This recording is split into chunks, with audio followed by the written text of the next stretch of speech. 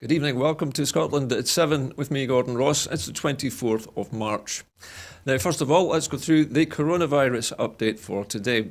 As of 2 o'clock today, a total of 1,786,561 people in Scotland have been tested through NHS Scotland labs and the UK Government's regional testing centres since the start of the pandemic. Now, of these, 1,571,486 have been confirmed negative. 215,075 have tested positive. There are 692 new confirmed cases of COVID-19. There are 57 historic cases from the 15th of February till the 4th of March 2021 that have been sent from NHS Lothian Laboratory today and are included in today's count. This, of course, will be an underestimate of the number of cases because not everyone with the virus displays symptoms and not all those with symptoms will be tested. There were 3 new reported deaths of people who have tested positive today. The number of patients in Scotland who have now died from complications caused by coronavirus COVID-19 infections now stands at 7,562. This number only includes those who have died having received a positive test for the virus in the previous 28 days. Of the people who tested positive, 321 were in hospital last night, 31 of whom were in intensive care. Now, as of 8 o'clock this morning, 2,249,612 people have received their first dose of the COVID-19 vaccination, and 249,252 have received their second dose. The latest UK daily figures show that 126,382 patients who tested positive for COVID-19 have sadly died from their illness, an increase of 98 since yesterday. This number refers to deaths in all settings and not just hospitals. And now to the National Records of Scotland COVID update. As at the 21st of March, 9,897 deaths were registered in Scotland, where the novel coronavirus, COVID-19, was mentioned on the death certificate, according to statistics published by National Records of Scotland today. In the week between the 15th and 21st of March, 65 deaths were registered that mentioned COVID-19 on the death certificate, a decrease of 39 deaths from the previous week. The majority of deaths occurred in hospitals, representing 52 deaths, with 6 deaths in care homes and 7 at home or in non-institutional settings.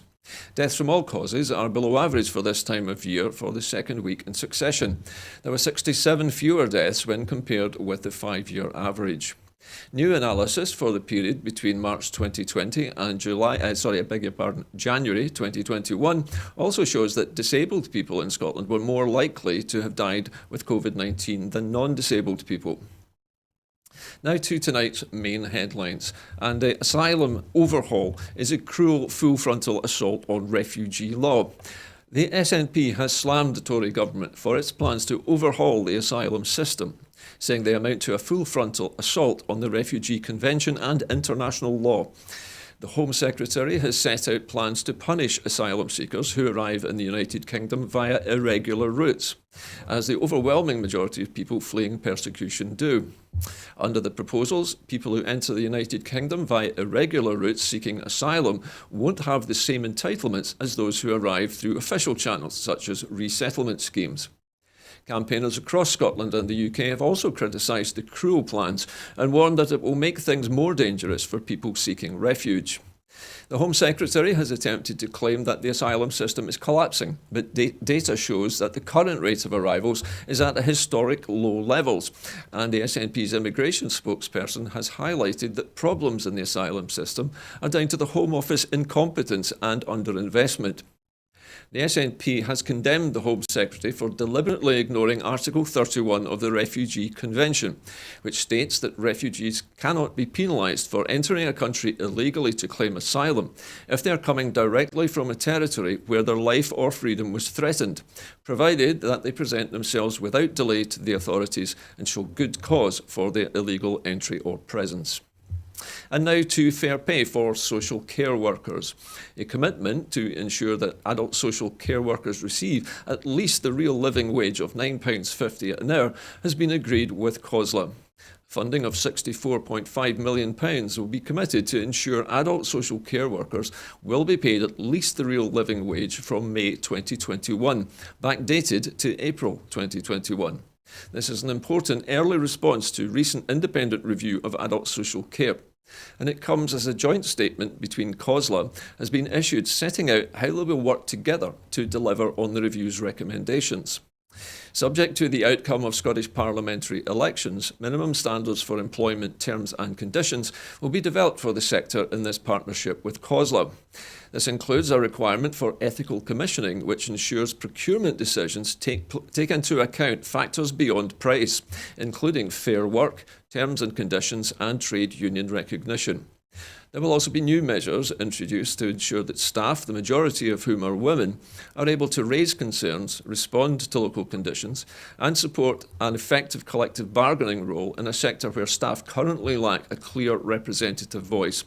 The Scottish Government and COSLA have also jointly committed to working together to deliver recommendations of the independent review. These include ending charging for non-residential services as soon as possible, introducing agreed ethical commissioning principles, overhauling eligibility criteria to ensure that social care support is based on human rights and needs, and implementing measures to put voices of those with lived experience at the heart of policy development and service delivery. They will also be ensuring that unpaid carers are fully supported to continue in their caring roles. And now to other political news today. And Jackie Baillie leaves the Labour Party off her election leaflet. The SNP has accused Jackie Baillie of being embarrassed of her own party, and she cannot bring herself to mention it on her own campaign leaflets. Baillie, who is Scottish Labour's deputy leader, fails to state which party she is standing for or her leadership position. The SNP has accused her of distancing herself from her party because her campaign literature does not feature logos or any mention of the party name. Instead, there is a bar chart insisting that only Jackie can defeat the SNP in Dumbarton in a clear attempt to woo Tory voters. This follows a similar vein from Tories who have distributed leaflets across the country without any Scottish Conservative branding on it. And now to news from the United States. President Biden considers executive actions and legislation on gun control. In the wake of two recent deadly shootings in Colorado and Georgia, White House Press Secretary Jen Psaki said today that the US President Joe Biden sees it as vital that he takes steps via executive actions and legislation to promote gun control. Now to news from the United Nations. The UN has agreed a probe into torture and arrests in Belarus.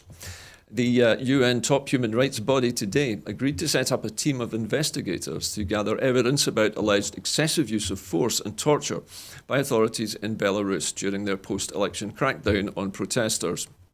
Belarusian President Alexander Lukashenko claimed a victory last August in a vote the opposition says was rigged and marred with violations. Lukashenko, who is 66, has led his country since 1994 and denies electoral fraud.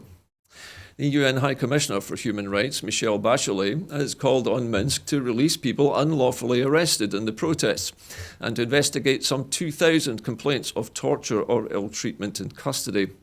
On the basis of a resolution proposed by the European Union and approved by 20 countries, the Human Rights Council authorised a budget of $2.5 million and the hiring of nearly 20 experts and staff to conduct the investigation. We must show our support to the people of Belarus and hold the perpetrators of grave human rights and violations accountable to end the vicious cycle of impunity. Portugal's ambassador, Rui Makiri, speaking for the EU, told the Geneva Forum. Belarus's ambassador, Yuri Abramovich, I hope I pronounced that right, Abrazovic, I beg your pardon, described the move as yet another attempt to interfere in the domestic affairs of our state. 7 countries, including Russia, a close ally of Belarus, voted against the resolution, while 20 others abstained. And now to the Suez Canal, and a giant ship blocking the Suez Canal has been partially refloated. One of the largest container ships in the world has been partially refloated after it ran aground in the Suez Canal, causing a huge jam of vessels at either end of the vital international trade artery. The 22,000-ton, 400-metre-long Ever Given, a so-called megaship operated by the Taiwanese-based firm Evergreen, became stuck near the southern end of the canal on Tuesday. The Suez Canal Authority said that it lost the ability to steer amid high winds and a dust storm. 8 tugboats were working to free the vessel, blocking a lane key to Asia-Europe trade, through which about 50 ships a day passed in 2019, according to the Egyptian government statistics.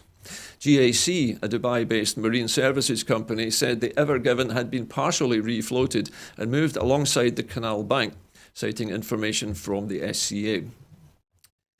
And now back home and supporting women who've been injured by mesh. A bill has been proposed to enable women who paid for mesh removal surgery to be refunded.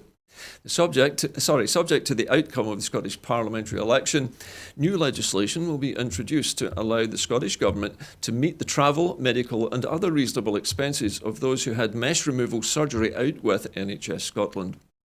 Currently, the law does not allow for such payments to be made from public funds. NHS Scotland is also inviting tenders to allow suitably qualified surgeons to perform free mesh removal, where this surgery is clinically appropriate, where patients wish it to take place outside of NHS Scotland. And now to news of hospices. And hospices are to receive £16.9 million.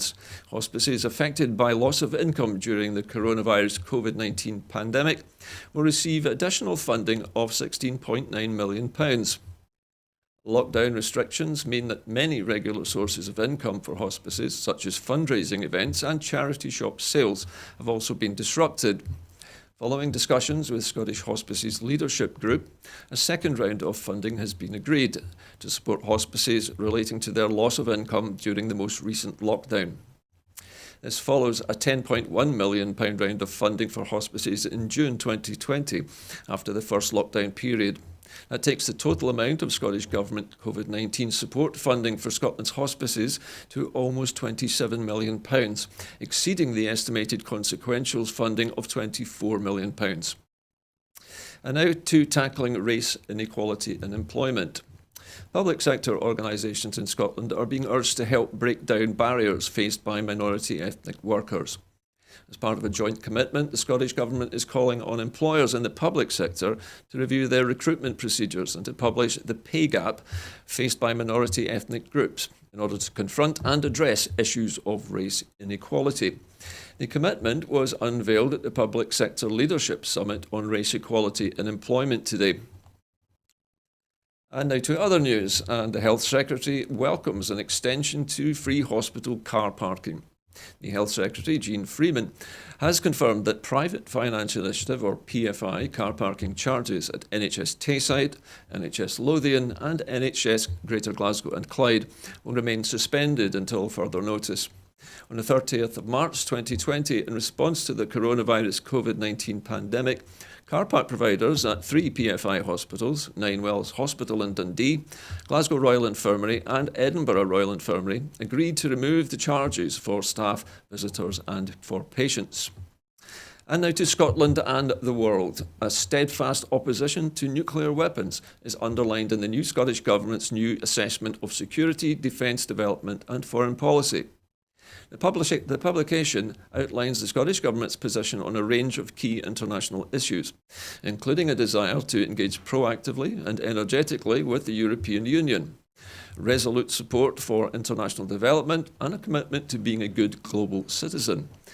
Following the publication of the UK Government's integrated review of security, defence, development and foreign policy, the Scottish Government reaffirms that it is firmly opposed to the possession, the threat and use of nuclear weapons. And it's committed to pursuing the safe and complete withdrawal of all nuclear weapons from Scotland. The review also emphasises that Scotland is committed to working with others to tackle global challenges, including the climate crisis, migration and human rights. With the UK Government confirming additional defence spending and a commitment to the modernisation of the armed forces, the Scottish Government is asking the UK Government to revisit previously announced base closures and to honour its commitment to base 12,500 regular armed forces personnel in Scotland. And that is tonight's news headlines. I'm going to be handing over the programme sorry? I'm sorry, I'm going to be handing over the programme to Maggie Lennon just in a few minutes. But before we do that... Okay, sorry, Maggie, I've just been told to introduce you and to start chatting away. How are you, Maggie? It's nice to see you back in the studio. I'm very well. Yeah, we're a little bit ahead of the game, and we're just waiting on Linda Fabiani joining us. I wanted to ask you about the latest. I don't know if you covered it in the news tonight because I didn't hear it, but the latest news that Alex Salmond is about to sue the Scottish Government again. Yes, I heard that this evening, just as I was coming in. So what do you think's behind that? I don't know. I suspect this... Or should we say who is behind that? Well, another very good question, but I suspect it will be a technicality of some kind, some legal technicality, because I think he's run out of things to sue the Scottish Government about. I would have thought so. He's clearly gunning for Evans. That's what it's about. I was musing on the way here that the fuss that has been made about the Scottish Government continuing to pursue the judicial review even after legal counsel, although not the Lord Advocate, had advised it didn't have much chance of success. I was just wondering if Alex Salmond's lawyers tell him that the second attempt to sue the Scottish Government might not have much success, whether he'd pay any attention to that or continue. And if it turned out he was told it didn't have much success and he continued, we'd be justified in asking him what this was costing the public purse to pursue, but perhaps we'll get to that at some point. Well, of course, that it is going to cost the public purse, isn't it? Because Mr. Salmond has already received, I think it was £600,000 on his first attempt at suing the Scottish Government. Yes, it'll be interesting to know whether he's looking for any further financial reparation on this one. Maybe it's not quite as lucrative as he thought it was, making raid TV programmes for the Russians, but we'll wait and see. Well, and what other big news stories today were the things that really caught your eye? Well, looking at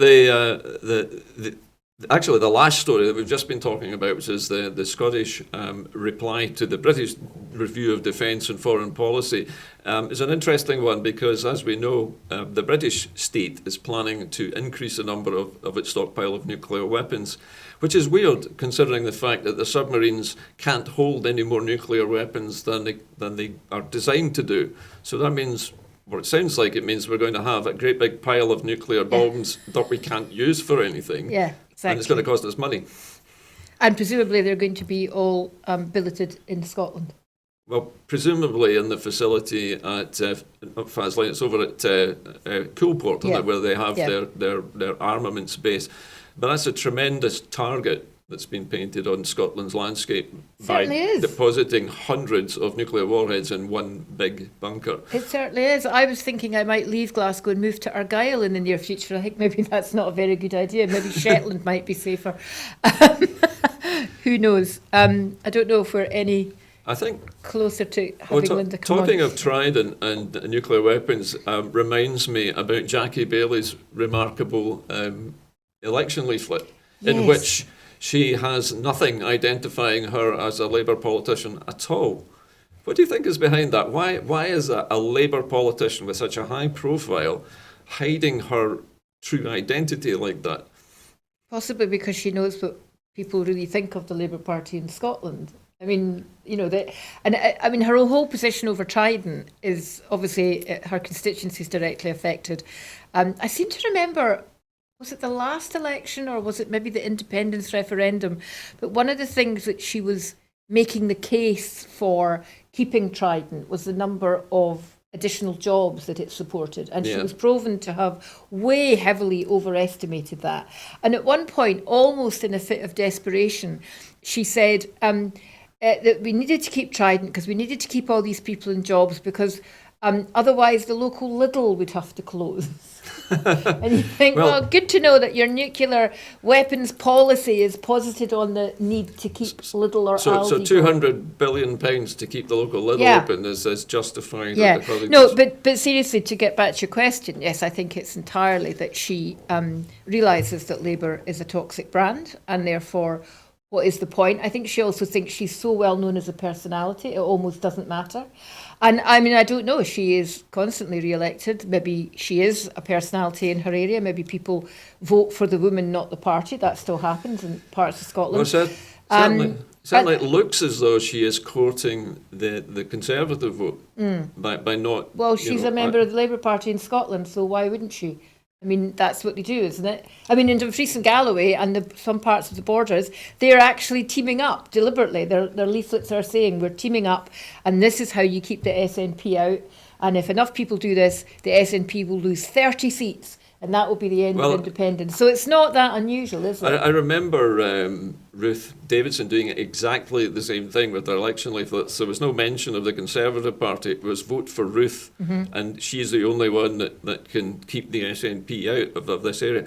So do you think this is Jackie Baillie of the Labour Party just taking a leaf out of Ruthie's book here? Yeah, I suspect so. Although, I mean, has she forgotten that she was the stand-in leader of the Labour Party until Sarwar got elected? I mean, she couldn't be more closely aligned with the party at that point.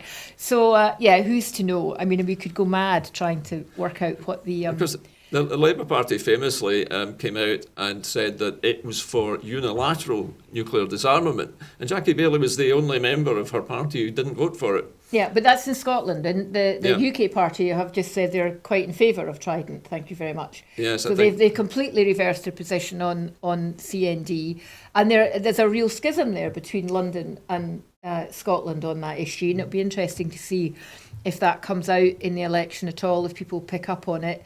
I don't think Sarwar certainly was pro-Trident for a while. I don't know what his position is now. I think we covered that on one of the Sunday programmes just after he got elected. Would that be something was that going to be the first test of whether he was really supportive of Labour in Scotland, or was he still just a puppet of Westminster and the lot down there? I don't know. He may have come out and said something about Trident, so I wouldn't want to misquote the man. But I think it's a huge issue. I mean, the whole issue of Trident crosses party in Scotland. The desire to get rid of Trident is not something that just Labour Party members want, or SNP party members want, or Green Party members want. There are a lot of people in Scotland, not even particularly affiliated with any political party, who just don't think Trident is needed or should be based in Scotland. There has historically always been a large majority of Scots in favour of scrapping nuclear weapons completely. Absolutely. And removing them totally. So this is just another slap in the face from Westminster. This is our review, and we're going to do it in Helmendu. I also saw another bit of a slap in the face as I was coming here. I saw there was a flag at half-mast, and I wondered, who's died? But we think it was just possibly the flags were at half-mast yesterday for the 1 minute silence. I don't know. Or it may have been that the flagpole above the High Court in Glasgow was just broken. But I checked on my phone, and I thought I saw something because there was a story about flags, and then I realised, no, it's the story that from the summer, all government buildings, England, Wales and Scotland, will have to fly the Union flag every day. And I thought, well, if you really want to rile people, if you really want to just get salt in the wound, that's the way to do it. Even people who maybe don't particularly care are going to see that as just a kind of unnecessary It's a provocation, isn't it? It is provocation. It's not going to happen in Northern Ireland because they have different legislation over there for very good reason. But and it's interesting, it comes on the back of a weekend where people across Scotland, especially in the Central Belt, and very heavily in West Lothian for some reason, woke up to a lot of Union graffiti in the towns and cities, and Union flags hanging everywhere. Now, some of it has been linked to the Old Firm game, and some of it saw as sectarian graffiti, but certainly Unionist in nature, curbstones painted red, white and blue, and that was clearly just a provocation, and people were genuinely upset about it. Apart from anything, it's going to cost a lot of money to clean it up, and you think, who on earth was out in the middle of the night hanging up Union flags from lampposts? And it really made me think of the protests that happened in the north of Ireland about 8-9 years ago, when there was a change in the ruling about the Union flag flying there, that in Unionist towns, especially towards the border, people took it into their own hands. And I was down in the north of Ireland on the border at a conference, and I was amazed at the number of Union flags just hanging from lampposts everywhere. Yeah. To say, well, you may not be allowing us to fly them from official buildings, but we'll fly them anyway. So I guess there are parts of West Lothian that probably looked a bit like East Belfast at the weekend. I noticed on the way in, listening to, I think it was Radio 4, or it might even have been the World Service, which I sometimes listen to, that the BBC was heavily promoting this idea of flying the Union flag, and then adding the caveat, but of course, the regions of the United Kingdom can also fly their own flags below this. And I thought, well, there's another provocation. Our flag's higher than your flag. I mean, it really is pretty ridiculous, isn't it? Well, it is. I've been saying for some time that I know that the Department of the Union, I think, has been temporarily scrapped because people who were running it kept resigning, and I think it's now fallen back under Boris Johnson's remit. And what worried me about that, people were kind of joking about it. I was saying, well, yes, but actually, is it just a cover for kind of black ops and nefarious dealing, of which we've possibly just seen some happening in the last few weeks around this inquiry and other things. This idea that they're going to love bomb us is incredibly patronising, and I think they tried it before the last time. And you think, well, this doesn't sound like a love bomb, provoking us with Union flags higher than our own and all the rest of it. My favourite phrase when I hear this thing about people being forced to have flags up is I can't remember who said this, but the phrase was, the beatings will continue until morale improves. Exactly. And when you think about it, one of the things that unionists will criticise independent supporters for is flag-waving nationalism. Yes, when they're We're the ones that get it in the net. You're waving themselves. flags and don't wave a flag in my face. And I have to say, I'm one of these people that I don't think you're going to change somebody's mind by waving a flag in their face. That's just my own personal view, and I know that that's not necessarily always flags popular. traditionally were there to identify combatants on the battlefield. That was the original purpose. Yeah, but it's interesting, isn't it? They accuse us of being the flag-waving nationalists, and yet they've kind of brought this in, and you think, let's see how that plays out over the summer. I think there'll be a backlash to it. I really do. I think people in Scotland are largely, they see through this kind of thing straight away, because the flag issue is highly emotive, isn't it? And it's obvious, I think, from the way the British government is approaching this, that they are trying to provoke us, and they are trying to say, we're the boss of you, you just have to take what we dish out. Yeah, I think it's a silly thing to do. I think it's kind of unnecessary. We know what the agenda is. I mean, it's like slapping Union flags on every piece of grocery that you can buy, Ayrshire potatoes with Union flags on them and all the rest of it. It seems almost childish. God, it must be costing quite a lot, I imagine. These things I don't imagine are particularly cheap. And it kind of... And I mean, it's not just us it's affecting, it's Wales too. And you're seeing a rise in interest in independence in Wales as well. So you think, how desperate are you being summoned? Maggie, we're just hearing from the control room that we have now got Linda Fabiani, I think, on the line. So I will hand everyone over to your tender care, Maggie. Thank you very much. Okay, I'll see you later on. We have before you speak to Linda, we have a short video, I believe, of Linda Fabiani before we do the changeover. When we had the First Minister's statement and Jackson Carlaw's response, and he was pretty grim, pretty awful. I thought he was humiliated, but I was still really shocked. By the time I got home and had a look, he'd resigned, so it was a bit of a shocker. Why has he resigned? Well, we have seen all the reports of being told to go, and it's all very, very strange.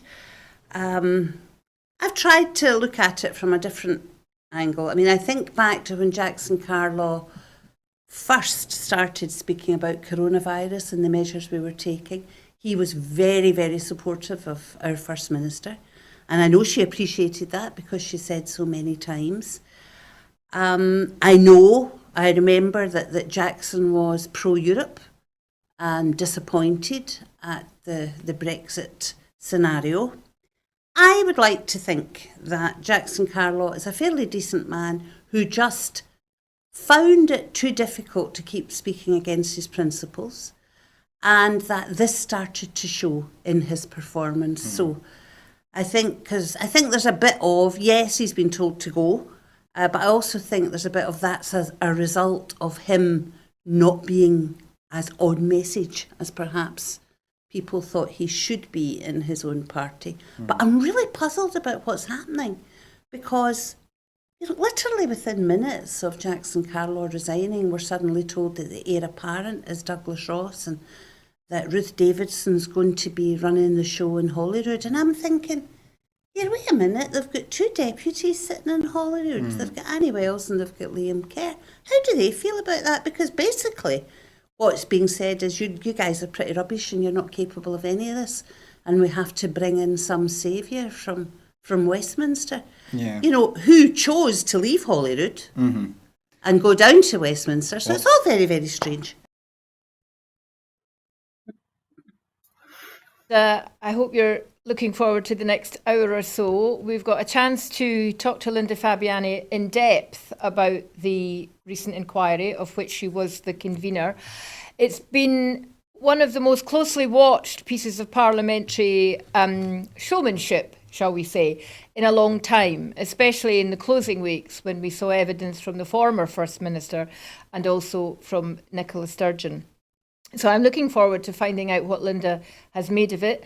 I spent yesterday reading all 192 pages of the committee report. I can't say it did me a lot of good. Some of it's very dense, some of it's very legal, but I think I've picked out some key stuff.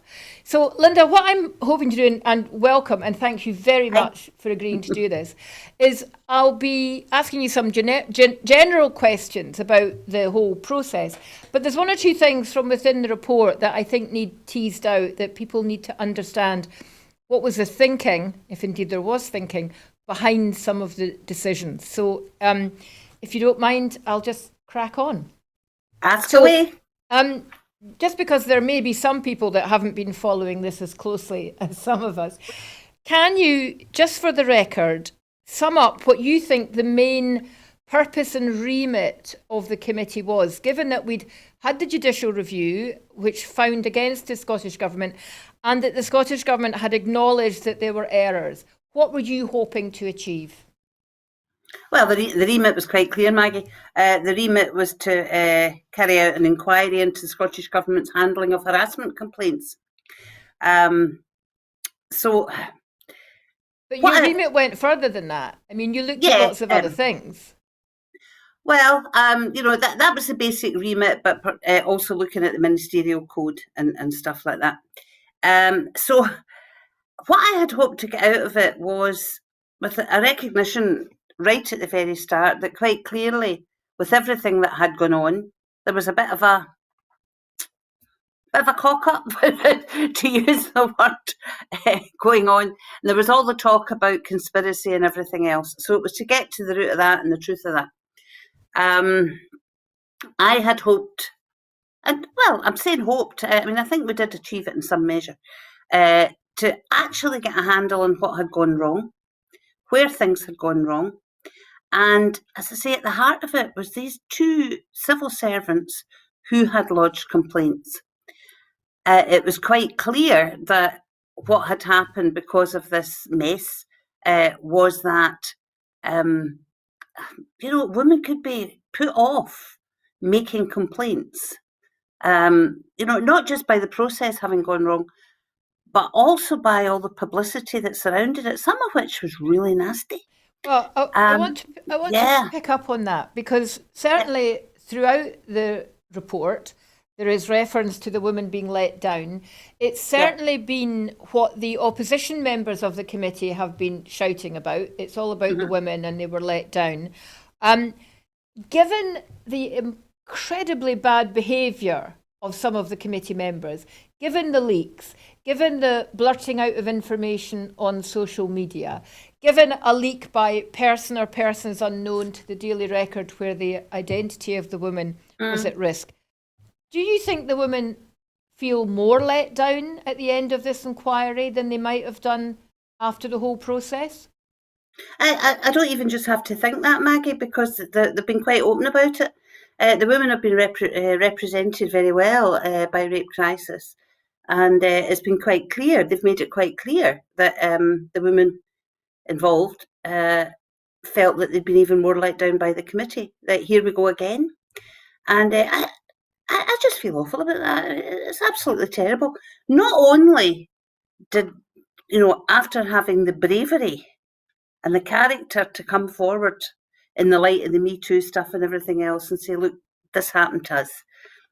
Not only did they get let down by the process, by their own employer, because that employer had a duty of care.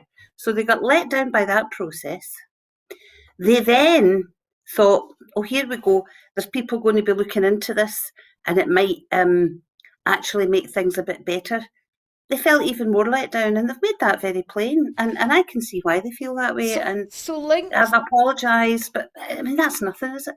No, and quite a lot of people have apologised. But linked to this recognition that the women were let down by the process, and this inquiry was going to hopefully make some amends. We've agreed it's made it worse in some ways. Doesn't that also mean that it is less likely now that women would come forward in the future for fear of exactly the same thing happening again? So it's kind of knocked the case of women standing up to this kind of harassment back. Absolutely, and that makes me very angry.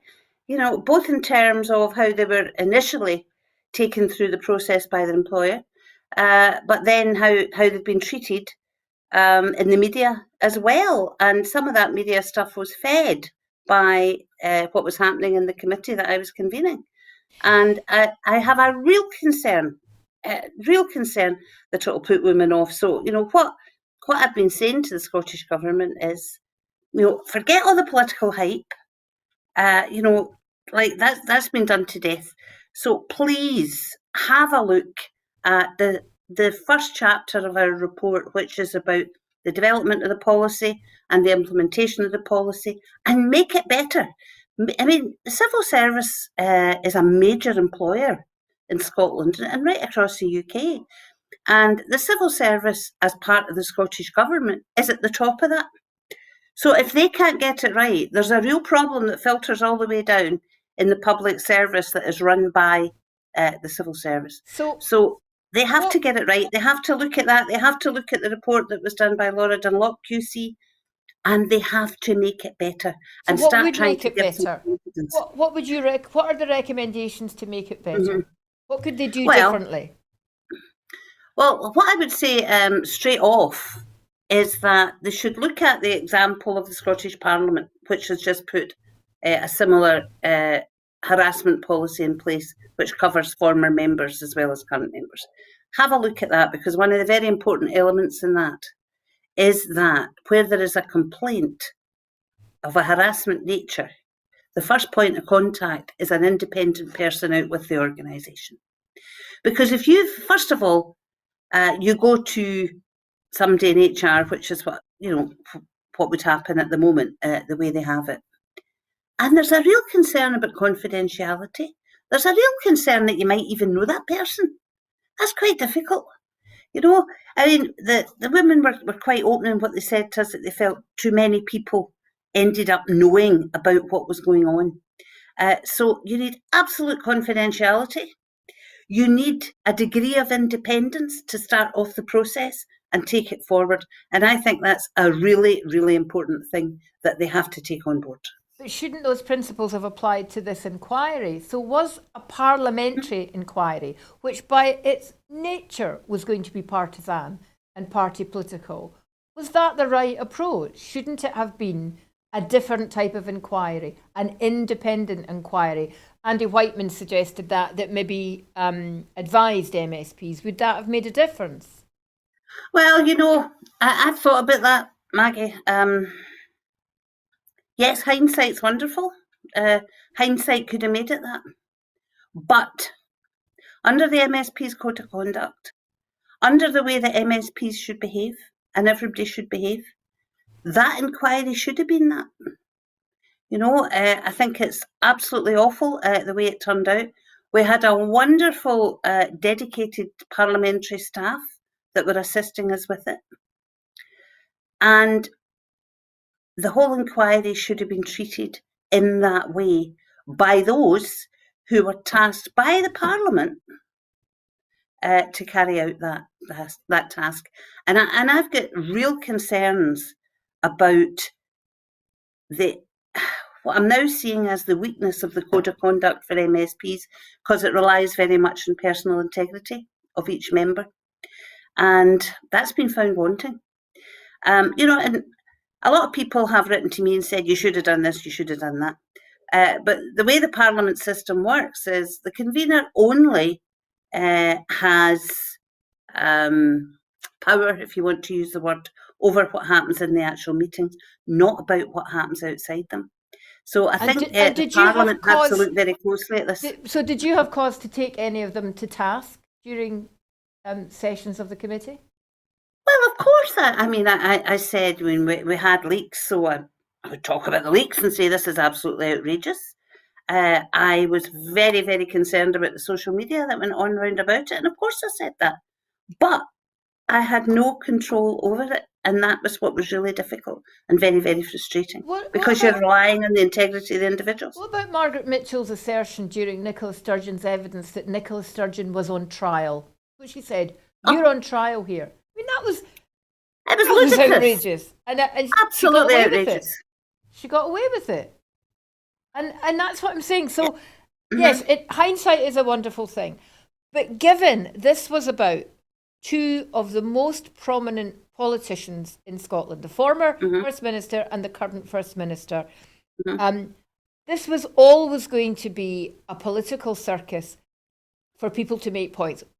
Some people have suggested, and I don't think I'm a conspiracy theorist, but some people have suggested that this was clearly part of a unionist attempt to bring the independence movement into disrespect. In fact, I think The Guardian have an article today, or The Spectator have an article today saying exactly that. So Nicola Sturgeon's in the career, the fight for the union is back on. So that must have been expected, surely. How quickly into the committee's work did things begin to disintegrate, and that you got a real feeling that people were behaving badly and that they weren't taking the inquiry perhaps as seriously as they should do? Well, first of all, can I go back to how the inquiry was set up? Because I read the theories about it as well. The reality is it was set up by the Parliament, by a vote of the Parliament. So the SNP voted for the inquiry to be carried out the way it was, same way as everyone else did. And in fact, if I remember rightly, I think it was the First Minister herself who said, at one point in the chamber, well, if perhaps there should be a parliamentary inquiry into this. So it was set up with the backing of everyone in the Parliament. I'll go back to what I said. I think people should be perfectly capable in the privileged position of MSP to act in the spirit of that. Now, people have said, the SNP members were never going to find it, against Nicola Sturgeon. Let me tell you, if evidence had come up that Nicola Sturgeon had been at real fault and had done something terribly wrong during this process, if the evidence had come up, we'd have had to accept it. The evidence didn't come up. I think the other thing you asked me, Maggie, was how soon. Yes, how soon into the committee's deliberations fairly soon, was there because, problems? Well, remember, we were set up, first of all, to start looking at stuff, and then there was the criminal trial. So we had to stop because of sub judice issues. And we used some of that time to bring ourselves up to speed about the legal constraints that we were working under, because there was a lot of that too. And then we had to pause for a long time and then start again. And it was very soon after that I think it was probably Ruth Davidson was the first one to do it, who started raising it in the chamber at First Minister's question time. Now, I don't think she should have done that. I think that was in really bad faith while there's a parliamentary inquiry ongoing, but she chose to do that. And Labour joined, and Richard Leonard at the time, joined in with that as well. So it was at that point I thought, here we go. And I looked to see, is there anything I can do about this? No, there wasn't. There was nothing I could do about it. So what we had to do was just get on with it. I mean, I have to say, yes, it was horrible. It was terribly political, all relating to one element of it, which was the ministerial code. But the first part of it about investigating what went wrong in terms of policy and procedures and how a major employer treated their employees through that, we managed to get a handle on that without too much politicking. Judicial review, that became quite political at times, but again, there was no hard evidence or anything that came out that said that the First Minister had acted badly in that. So the last bit we looked at was the Ministerial Code. So that was the last chance, for folk to really have a go, and that's when it got really nasty. But why was that included? I mean, the report actually states, the committee believes that James Hamilton's report is the most appropriate place to address the question of whether or not the First Minister has breached the Scottish Ministerial Code. So why, given that that inquiry was ongoing, did your committee feel it had to wade in on this and then end up with a different result from James Hamilton? No, we didn't end up with a different result, Maggie. This is what the opposition keeps saying. It was in the remit, right, to look at the Ministerial Code. And that remit was also agreed by the Parliament. So it wasn't the committee that decided the remit. That was agreed by the Parliament. So that's what we had to do. And we made it quite clear. I was really pleased about that when the committee agreed that the most appropriate place was the James Hamilton inquiry. Now, bearing in mind too, we should have been finished a lot sooner than James Hamilton.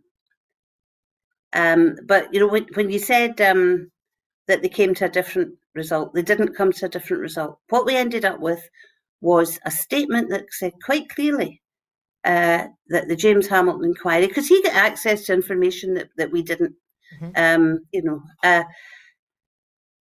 was quite clear, and that was unanimously agreed, actually.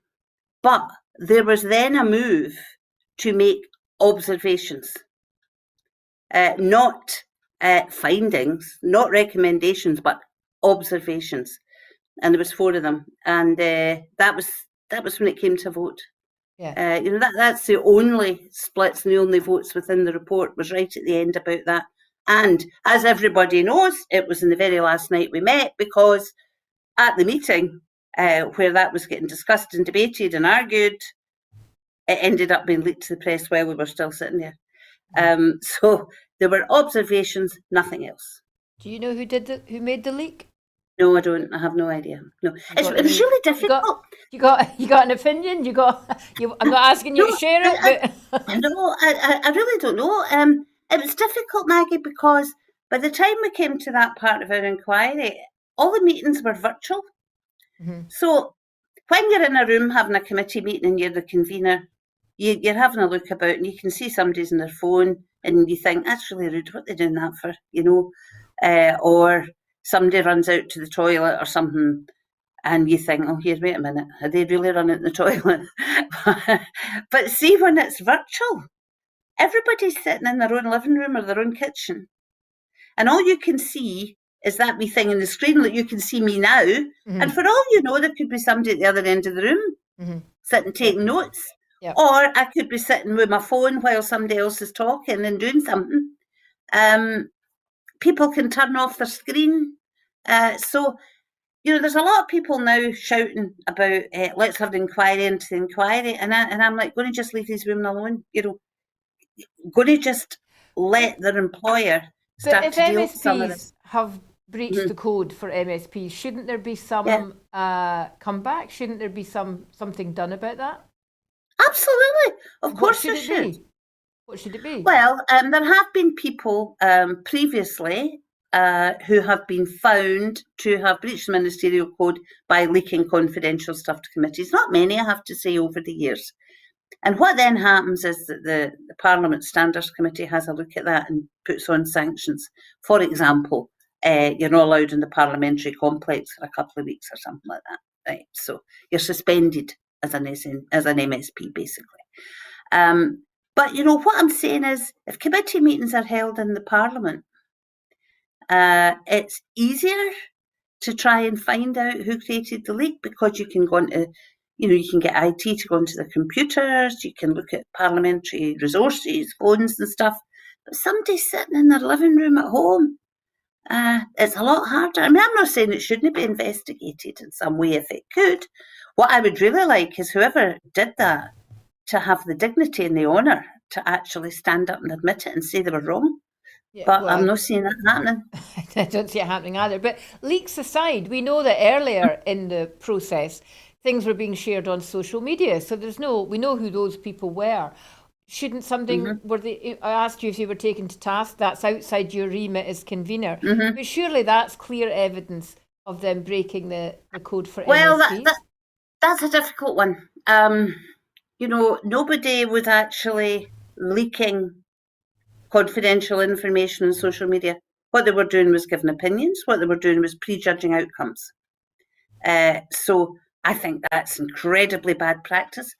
But there's actually nothing in the code to stop that happening. So the code needs and that's why I'm strengthened. saying I think absolutely. And what I've said to the Chief Executive of the Parliament is that I think the code hasn't quite caught up with the explosion we've had in social media and how it's used and various other things. It certainly hasn't caught up with the fact that meetings may well end up virtual or hybrid, as they call it, a mixture of both. And so I'm going to think really seriously about this and give him some recommendations that, because I won't be in the next Parliament, that I want him to put to the Standards Committee and others in the Parliament to say, look, we really need to beef this up hugely. Linda, can you throw some light on how individual members were selected to sit on the committee? Was that by the parties or how did that happen? It's by the parties. The way it happens is whenever there's you have the committees all set up at the start of any parliamentary session. You get mandatory ones and subject ones. And the committee membership and convenerships are done by the DeHont system. So depending on how many members you have in your group, you have so many members in the committee. Nicola Sturgeon actually at the start of this session agreed that there shouldn't be government majorities in the committee. So even where the system has thrown up that there's a government majority, she said no, I don't think democracy should have that. So she made that decision.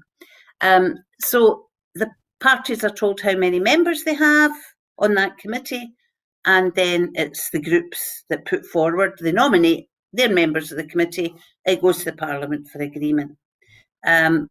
What then happens is the DeHont system also works out who should have the convener and deputy convenerships, and it's done in turns. So when this ad hoc committee was set up, the system threw up that it should be an SNP convener. So I was elected by the committee as convener the first time we sat. And did you get nominated? Did you get the distinct impression? I think I probably know the answer to this. That although people were on the committee, they were mouthpieces for other people in their party. That their strings were being pulled elsewhere. That they weren't necessarily acting as independent committee members. No, I wouldn't say that particularly. I mean, we had a couple of changes as it went on.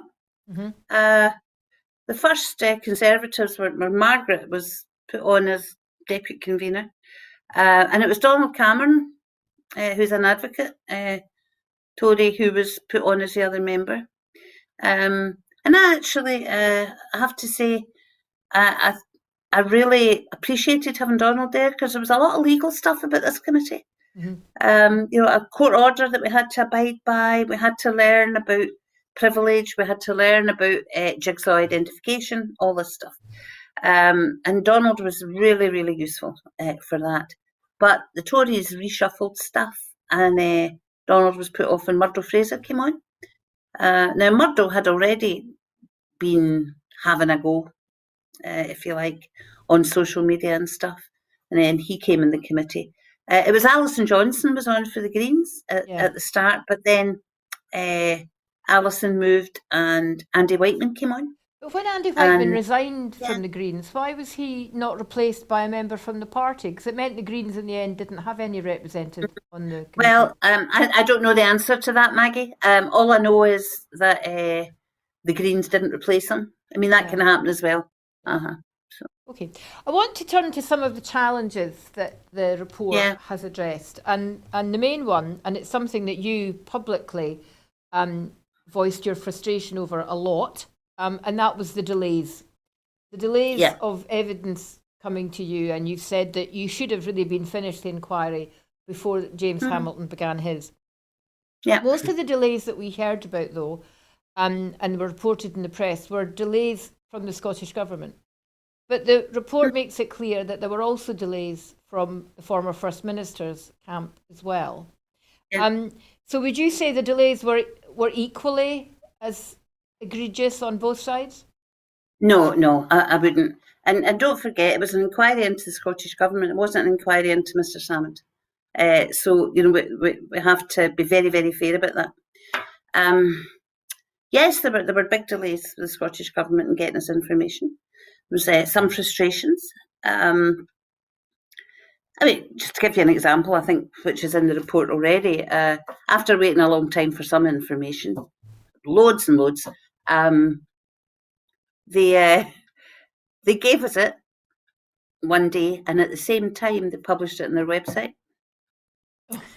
And that was really, really annoying, because you've got the Scottish Government, you've got the Scottish Parliament, and the Scottish Parliament has its own legal people who are absolutely marvellous, I have to say. They were superb. And so our publication policy was very clear. Whenever information came in to the committee, first of all, it went to the clerks, and that was in the rules. It went to the clerks, and then it went to legal for checking. And our legal people would check it all over, and they would redact anything that they felt could put the Parliament in a position of printing something, publishing something that they shouldn't, in terms of the court orders and the jigsaw identification.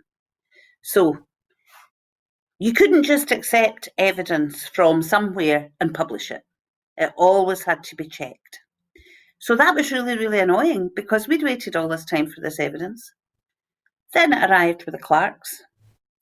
I had to go to legal for checking. Meanwhile, the Scottish Government was publishing it. And actually, they had to take it down, because they had missed bits that they should have actually redacted. So that's just an idea of frustration. And from my own point of view, can I say, I decided right at the start that I would be absolutely fair, straight down the line. And I said, I don't want the information either until all that's been done. I wasn't having MD saying that I was privileged to see information that the rest of the committee weren't seeing. So even I didn't get the stuff until after it had been well checked by our Parliament. So that was just one example of it. There was delays. We asked for all the legal advice, and the government, under a policy which is perfectly normal, said, no, you're not getting our legal advice. It's That's not legal normal privilege. practice. I mean, that's a standard convention. Absolutely. It is a standard convention. However, it had previously been bypassed at a committee inquiry. So what we were saying was, and I think quite justifiably, was no, we want that as well, because we need to see it. So that caused a lot of delays as well. So it took a long time, and we were inundated with information. But in the end, the issue of legal privilege you didn't get the papers as a result of sound argument that there was precedent. Was it not because there was a threat of a vote of no confidence on the Deputy First Minister? It was a bit of political bullying. It wasn't reasoned argument. Happen, yeah. That did happen, and we then got more of the legal advice. So I'm not in John Swinney's head. So that would have to be a question for the government. Though before that, I have to say, before that, he did try to be helpful. We did get private viewings in a reading room of some of the stuff. So that was useful. But for some people, that wasn't enough. And then you had the vote of no confidence. You asked me too about Mr. Salmond's evidence. I never mentioned that. The report points out that some of his evidence bypassed the normal document processes. Absolutely. And so members of the committee saw things they shouldn't have seen. Again, bringing the whole confidentiality in. Well, that wasn't something that came out during the inquiry. I've only learned about it reading the report. Aye, what happened there was, as I say, the publication strategy was very, very plain. Every witness and potential witness was given a copy of it. But what Mr. Salmon's lawyers did was they would send it to the clerk and copy it to all of the committee. So the clerks weren't able to do the usual legal checks that they would do before it came to committee members. So it would go out to all the committee, and very often it would simultaneously be in the press. So, and it was late. I mean, it took a long time to get Mr. Salmon. So what was the impact of that? That was clearly a deliberate move, because his lawyers must have known that was wrong. What impact did that have? And why did they do that? What were they trying to influence? I don't know. I mean, again, I could make all sorts of suppositions about why people do things. I don't know why people did that. All I know is that we're told over and over again that it really wasn't acceptable, but just kept on doing it.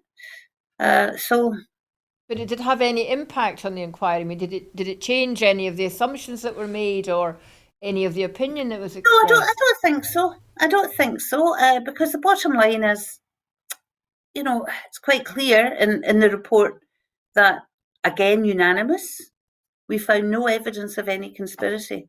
I mean, again, it was for this committee, it's the first time it ever happened was that we used our powers under the Scotland Act to the Crown Office to receive things that we had been told we really should look at, things that had not been allowed in the criminal trial.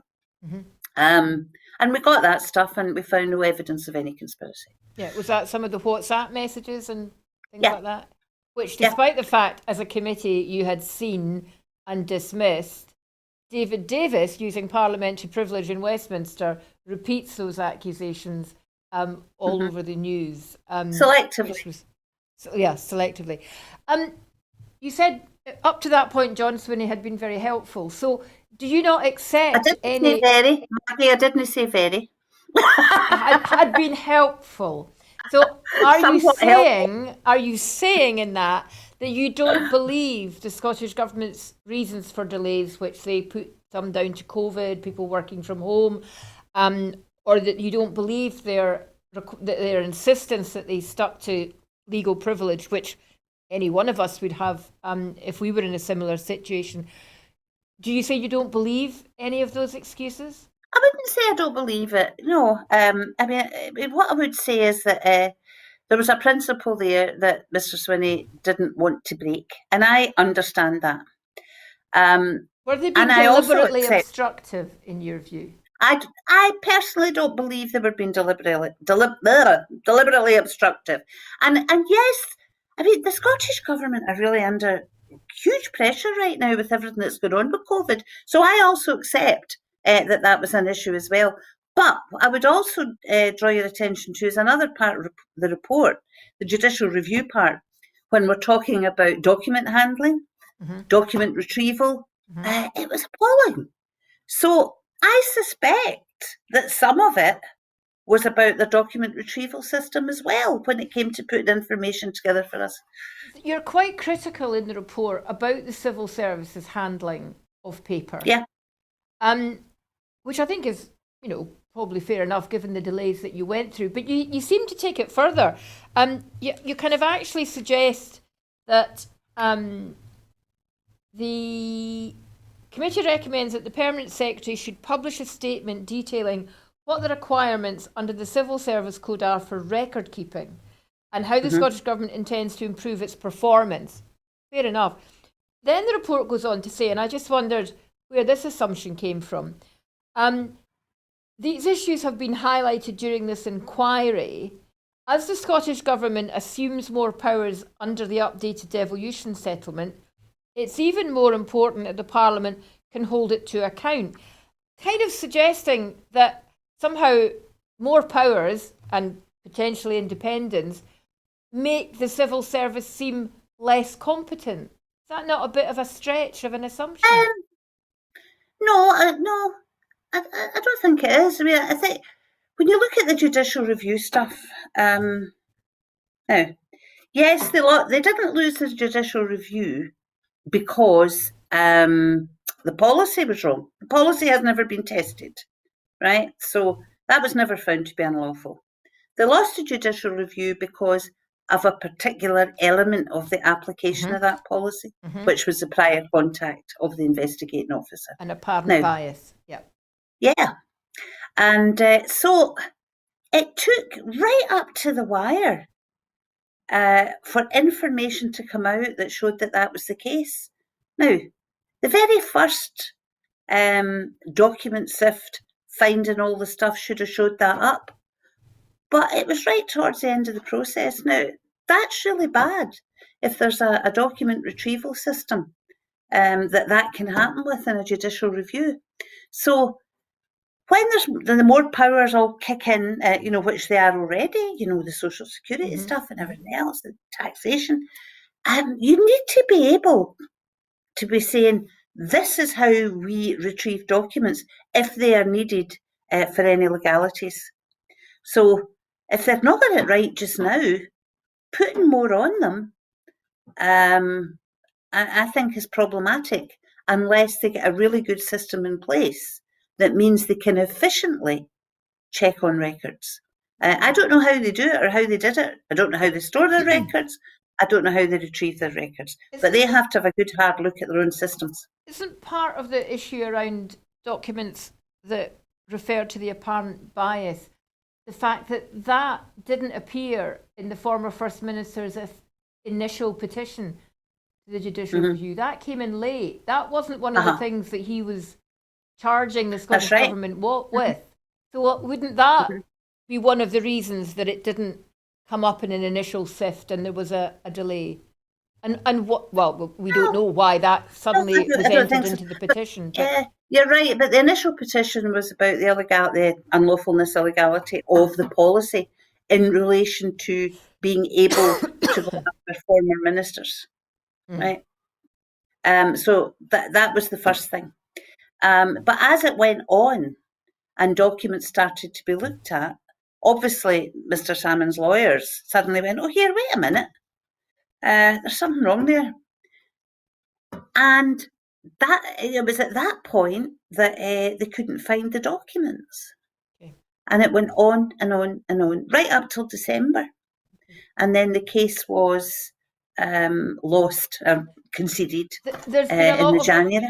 A lot of criticism of the Scottish Government continuing the judicial review when they were given legal counsel that it would fail. But I think the Lord Advocate was still, up until the 11th of December, saying the judicial review should be pursued. Was it not late December the Scottish Government admitted it was going to fail, or was it January? It was January. It was January. See, the council never said, oh, you're going to lose this, up until December. What they were saying, it was going to be harder. Yeah. And it was going to be much more difficult. So the Lord Advocate had a decision to make in his own view. And when he came and gave us evidence, he said that he felt that it should still be tested because they had a different understanding of what the clause about prior contact actually meant. And as all these legal things do, Maggie, I mean, I came to the conclusion, looking at all the stuff, that it all boiled down to where the comma was in the sentence, That's the law. I mean, that's the truth. Exactly. Let's be honest. Exactly. And so the Lord Advocate wanted to test it. So, on it went. So, and it was just before Christmas, there was a big report done, and they looked at it all. And then it was in January after the Christmas holiday that they conceded. Okay. I want to go back to the policy and the procedure, because that was at the root of this. And you're right. I think that the former First Minister's clear view was that historical claims of sexual harassment should not be included in the policy that should be relating to now and in the future. I think the committee's view on that was that that was wrong. Is that fair to say? Oh, yeah, we think it's perfectly valid. For former ministers. Certainly the First Minister made that very clear in her evidence that it didn't. And the Scottish Government led the way in that, actually, because the Scottish Parliament has now done it. The House of Commons has now put a policy in place, and I think the Welsh Assembly are looking at it.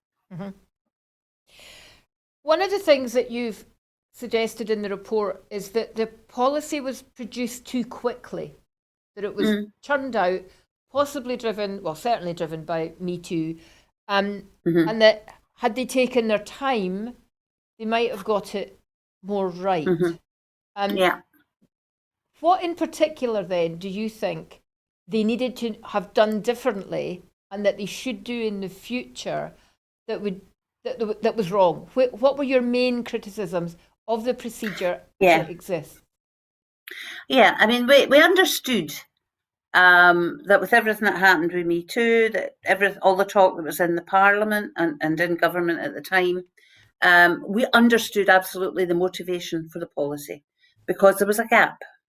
You know, they had another policy which was in place. Sexual harassment wasn't mentioned from memory. It was just harassment, but it didn't cover former ministers. So we had great sympathy, you know, with the fact that the policy was getting put in place because there was something missing. But it all happened quite quickly, which is understandable. But we felt that it should have taken more time. It should have been a bit better tested. There should have been more involvement, for example, from the trade unions, more involvement from independent people that could look at it and give advice, and, you know, more involvement from people with, you know, that phrase that gets used all the time now, lived experience, you know. Let's look at it properly and get something in place that's robust. And I think that was a big problem. Another problem is, I mean, the committee were quite stunned to find that although we knew that the civil service has lots of generic officers, you know, officers that get moved to all different departments, very few specialisms. HR is a different thing. There should surely be specialists in HR. And I think there's only one HR qualified specialist in the whole of the Scottish Government. So we've asked them to look at that very clearly too. Because when we had an HR person on the committee with Maureen Watt, and you know, she said many times that she was just stunned to think that an employer with a responsibility for a workforce of that size, like you have in the Scottish Government, only had one HR professional. Seems really bizarre. One of the things that comes through the report, and it's a phrase that's used about lots of people who gave evidence, is questioning people's recollections over things. So there's lots of phrases like, in our view, this could have been clearer. In our view, this didn't seem a credible lapse in memory. These are opinions. These are not based on fact.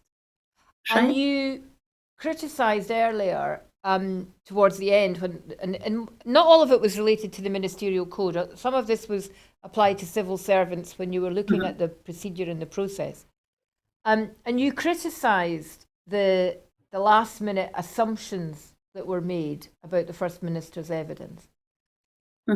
Why were mere opinion, which may or may not have been politically driven, but we probably think some of it was, why were these even considered to be included in the report? Because it was fact. narrative. Aye, but that's the narrative that backs up where you then come to with the conclusions and recommendations. So that was fair enough, because we did have a lot of times, and I have a certain sympathy for it. I mean, I'd like to say that as well. There were a lot of times that people would come along and they'd tell us something and they'd say something. There was two elements to it. One was they're not been, you know, couldn't really remember, or they would say something and then write to us afterwards and say, well, actually, I got that wrong. I've now found this. Or now I've remembered, I've looked into it, or whatever. And I have a certain sympathy for it, because when you're just getting on with your day-to-day work and you're doing things and you never think it's going to become a problem, you don't necessarily remember all these things. So I have a certain sympathy for it, but I also think it's quite right that you have the narrative that then leads you to your conclusions. And there were times, as I say, where people also would think that they shouldn't answer that, because maybe they felt that would be problematic in terms of identification, or it would be against the own way, the civil service code, which is another thing. as well as the ministerial code, you've got the civil service code. And then they would go away and maybe speak to one of their legal colleagues and say, well, I never answered that because, and they would say, well, you could have answered it. So we would get a letter backing that up. So I think having these views in the narrative is perfectly acceptable. But what we got when we got to the end of the ministerial code, it wasn't views. It was wanting to put this forward as recommendations. Exactly. And based on you know, nothing and that except was why. opinion. And making opinions. And that was why I insisted it be called observations. Right. And not facts. But based on people's considerations of meetings that were only between two people, and therefore the only people that know what happened in those meetings were the two people that were there. And it becomes he said, she said, it becomes hearsay, the sort of evidence that wouldn't stand up in a court of law. And it felt that the committee believed the First Minister less than they believed the evidence of the former First Minister. Is that a reasonable comment from me? No, I don't actually think it is, really, because I would go back to what I said earlier. We weren't investigating the former First Minister, we were investigating the actions of the government. So Mr Salmond wasn't on trial, to use Margaret Mitchell's phrase. So no, I don't think that would actually be the case. What I would say, though, is, and I'll just have to say something to you, and I can't expand on it, Maggie, and you'll have to accept it. The committee saw a lot of evidence that wasn't leaked. The committee saw a lot of evidence to inform some of the narrative and opinions that we couldn't state. Okay. Was the First Minister being held to a higher standard than the former First Minister in this? Yes, of course she was, because she is the First Minister. And it was the Scottish Government being investigated, and as the First Minister said herself, buck stops here, I'm at the head. You know, she came along and gave her evidence, and yes, I would say she was held to a higher standard. What I would also say, and this is entirely opinion from me, in terms of everything around about it, the whole thing, not just committee evidence and stuff, but all the narrative and talk round about everything, I think we've still got an issue in Scottish politics where that old maxim that women have to work twice as hard, I think there is a degree still of misogyny in what we expect from people.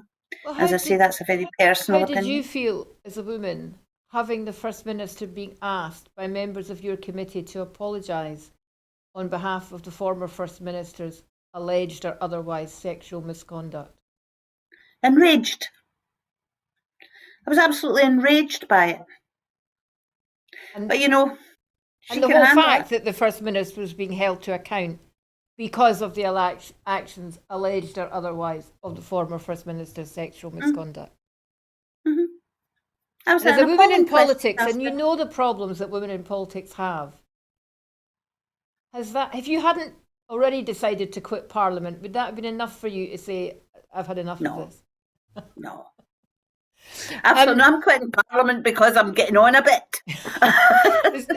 Before I ask you for your kind of closing remarks on the whole sorry business, I just want to pick up one other thing. The whole issue of, did the First Minister intervene?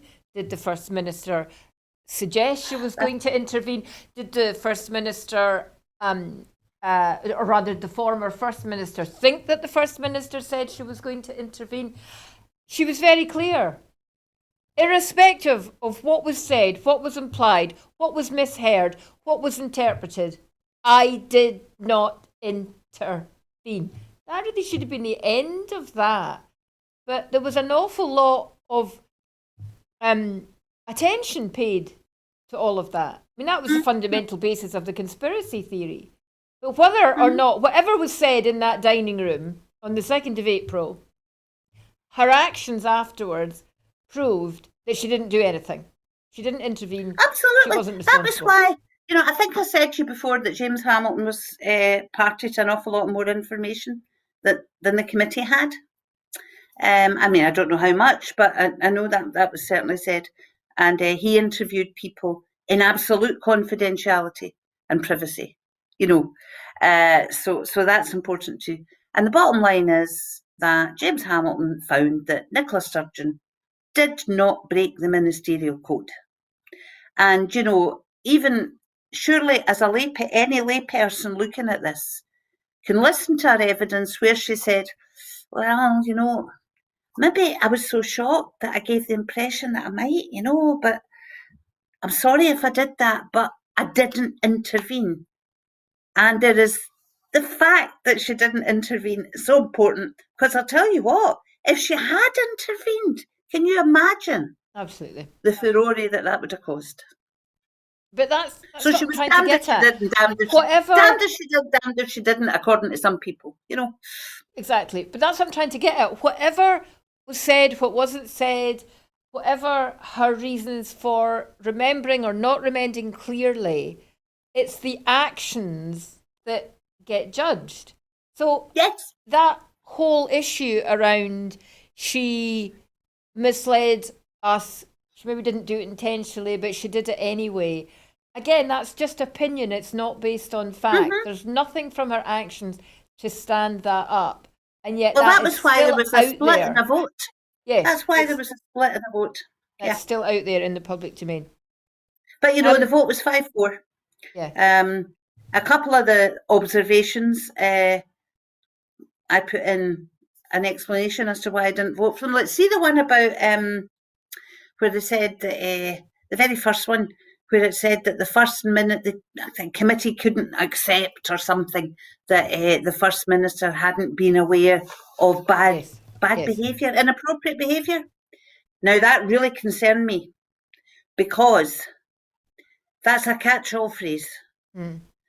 And I thought, I am not happy that if that goes out there saying she might have known, I mean, we all know that when Mr. Salmond went to court, there was nothing proven, right? But there's an implication in there that said if there was inappropriate behaviour, beyond bullying, beyond rudeness, beyond a wee bit aggressive behaviour, difficult to work with, there's an implication there that she knew and turned a blind eye. And that's why you will see in the report why there's an explanation there from myself and backed by my SNP colleagues, saying we didn't vote for this because, and it says quite clearly what the First Minister said about what she had been sort of aware of and what we heard from others that gave us evidence. But it also makes women yeah. responsible again for the actions of men. Absolutely. And I mean, that came out in the committee with that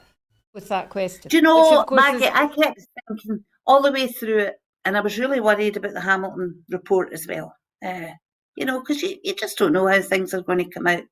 And there was a gnawing thing at me. I mean, even after the court case, and indeed, let's not even talk about that court case. Any court case you see where women are alleging sexual misconduct, you know, at all levels, right up to rape,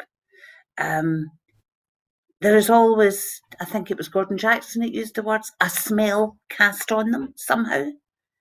And I was really worried all the way through that Nicola Sturgeon, the best First Minister Scotland's ever had, would end up losing her job because of the actions of a man or men or whatever. And I was just appalled at that. I mean, the relief I felt on Monday when everything I believed about Nicola Sturgeon was proven by the James Hamilton report, the honour that the woman has, I was so relieved. I felt a weight lift off my shoulders. And I just kept thinking, my goodness, how does she feel? Because I don't know how she's got through this. How would you, in a couple of words, sum up the impact of the last 6 months, 8 months on you? On me? Mm-hmm. There's a wee bit sadness there, I have to say. But it's not just about this committee, Maggie, but the last year has been so hard for everyone because of the pandemic. And then there was this, and impacting me, it's knackered me. I mean, I'm absolutely whacked, I have to say, because it was intense and it was constant. But people keep saying to me, "Oh, what a horrible way to end your career." And I'm like, is this all I'm going to be remembered for? And please no. But it's not the hardest thing I've done in my career. It's been pretty grim, yeah. But 20 years ago, I was put in the blooming Holyrood Progress Group. I was a rookie, I went on this Holyrood Progress Group, got vilified hugely because of the Holyrood building and everything else. I had no experience then, life experience, work experience in politics. That was harder. So I would hate to think that I would be remembered as only as the convener of the committee into these harassment complaints. But I guess it's not. I would hope that what comes out is that the government does make things better. Do you think it for will? any women Do you that think want to your come forward. recommendations will have any effect? Because if it doesn't, then the whole thing really It better. Like, I might be retiring, but I'm not giving up this.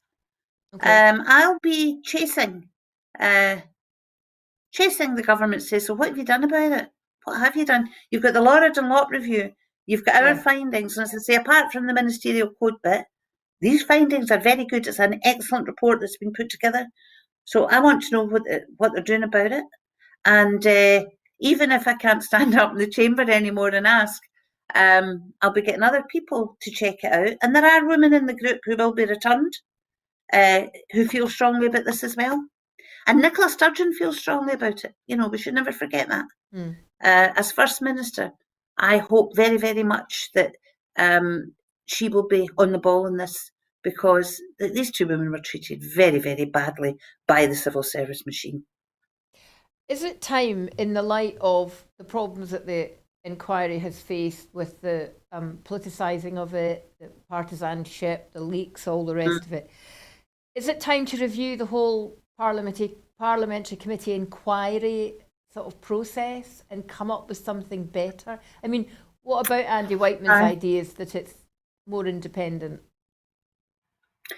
Well, I can see all that, but one thing I won't go for, Maggie, is, in the aftermath of something like this, when everything's still quite raw, just come with ideas out the blue, and sound bites and stuff. No, I want to take a wee bit of time to really reflect on this. I want to put a strong report into the Chief Executive of the Parliament, and he knows I'm going to do it. He's pleased I'm going to do it. That I want to be taken seriously. But I certainly don't think we should be rushing into saying it has to be this or it has to be that. I spoke to Christine Graham today, who convenes the conveners group, which is all the conveners of the different committees have a regular meeting, and Christine's been chairing it for the last 5 years. And she said to me today that there's a very strong legacy paper coming from the conveners group about how committees can be improved, not necessarily in relation to inquiries like the one we've just done, but just how committees can be improved. So I'm hoping that what I do will complement that work, and that it will be taken forward by the new presiding officer. Parliament has always been held up as one of the really positive things about the Scottish Parliament. And so if it can be improved, then it should be. So the next question is, are you ever going to be able to tell us all that you know? Are you going to write your memoirs and it's all going to come out? I might not. And I couldn't, because I'm still under. You want me to get the jail? We're still under. I mean, there's legal constraints there, as I said, and I absolutely wouldn't want to be saying anything ever that would identify the woman that both the civil servants and the women that ended up in court. So no, but I might write a novel. How about that? And you can all wonder about it and think, aha. Okay, so that was my next question. What are you going to do now that you've finished your parliamentary career? What's next for you, Linda? Do you know, it's interesting, Maggie. I had always wanted to travel. That was always my plan. I'm going to retire and I'm going to travel the world, and come back for a referendum, of course. That's a whole different thing. But of course, we've got all these restrictions now.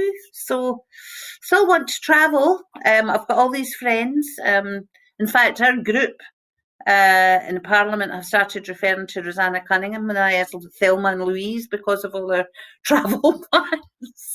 So, lots of places I want to see. Will I do anything else? I'm not going to rush into anything. I've still got an involvement in East Kilbride.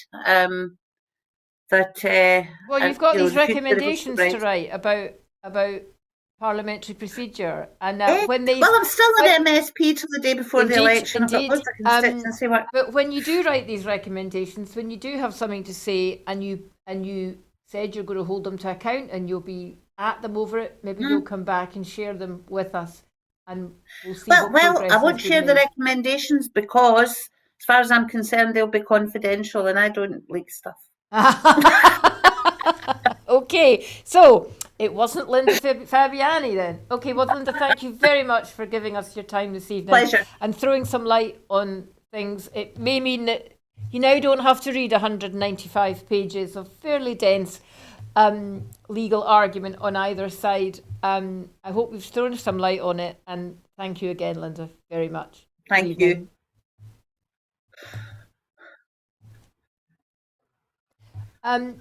Thank you for listening tonight. Back tomorrow for the normal news at 7, and I'll be back on Sunday for the full Scottish.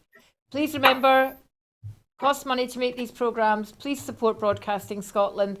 Go online to broadcastingscotland.scot/register to see how you can contribute to the crowdfunding or signing up to make a donation to help us keep making independent programmes that bring you, we hope, the truth.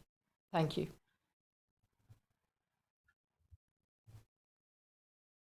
What distinguishes Broadcasting Scotland from a website or blog, apart from our brilliant programmes, Hi there, I'm Gordon Ross. are the costs we face to enable us to produce those programmes. These costs are significant and ongoing. However, our facilities are able to do so much more if only we had the staff. In the last year, some of our supporters have cancelled their subscriptions. In one way, we would prefer it if it was because they didn't like us, rather than it being because of the financial pressures which we are all under because of COVID. The really positive outcome of our fundraiser is that at a time of economic challenge in Scotland, we will use your donations to create jobs and in a small way contribute to improving the Scottish economy. If you want us to be Scotland's independent broadcaster, able to provide an alternative mainstream television platform, then please support us. Scotland is going to be an independent country. Just imagine what we could do if we had even 1% of the BBC Scotland channel's budget. Imagine.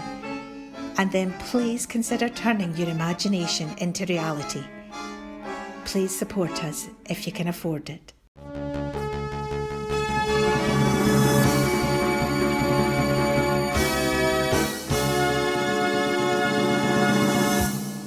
When we had the First Minister's statement and Jackson Carlaw's response, and he was pretty grim, pretty awful. I thought he was humiliated, but I was still really shocked by the time.